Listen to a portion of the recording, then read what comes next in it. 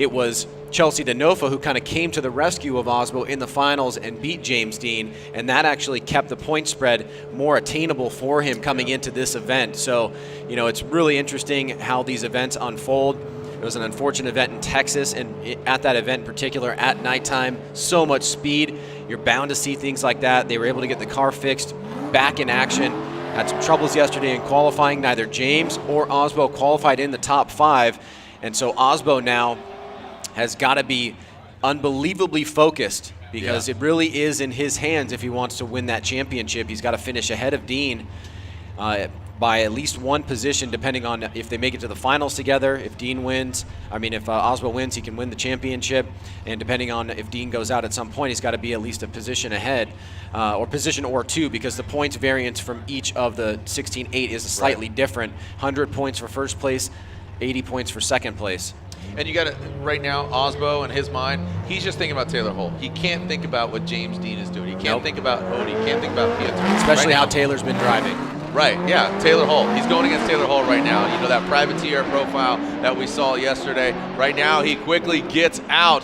Fredric Aasbo is on the wall. Here comes Taylor Hull now. Fredric Aasbo hammering down the Norwegian hammer past that inside clip. Now into that second outer zone. Aasbo just backs it in, pulls off a little bit, but look at, there's Taylor Hull dropping in on that Nexen tire smoke signal.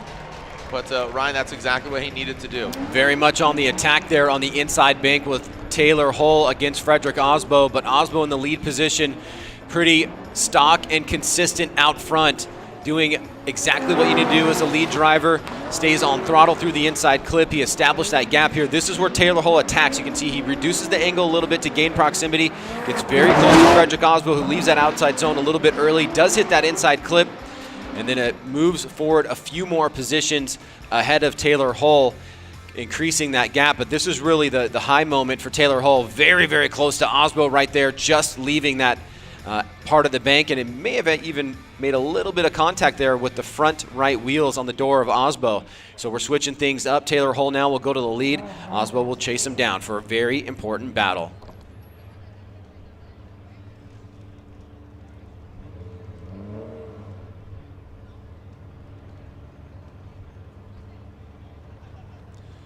Taylor Hull will now lead in that Comp Cams Cadillac ATS-V on Achilles tires.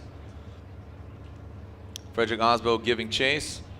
And here we go with the second half of this battle. We talk about it, and we'll talk about it until we find out who wins here tonight at Irwindale. The championship up for grabs. Taylor Hull out front. Aasbo in that chase position.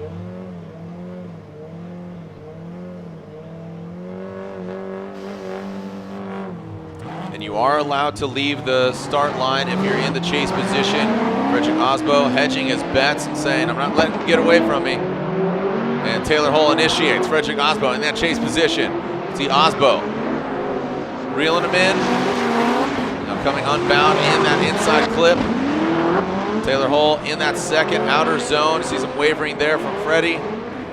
But Taylor Hull dragging bumper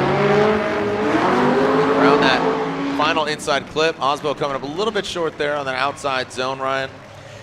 We're going to have to pay really close attention to these results here. Aasbo very composed on that second run. Did he do enough there? Did he keep the pressure on? Taylor Hull mid-high line.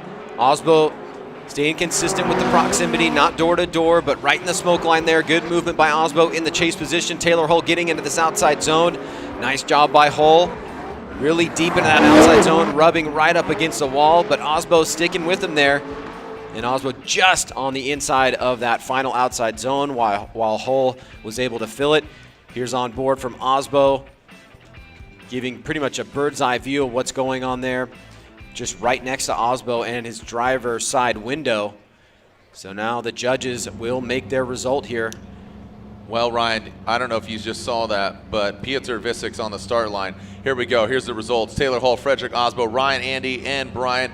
Fredric Aasbo gets the win. And Ryan, I just got an update. Piotr Visic will advance on. Piotr Visic and Fredric Aasbo will be doing battle in the top 16. Unfortunately, Dan Burkett and that Rad Industries Toyota Supra not able to be fixed. So what we thought was going to potentially happen is factually going to happen. Peter Visick, who is third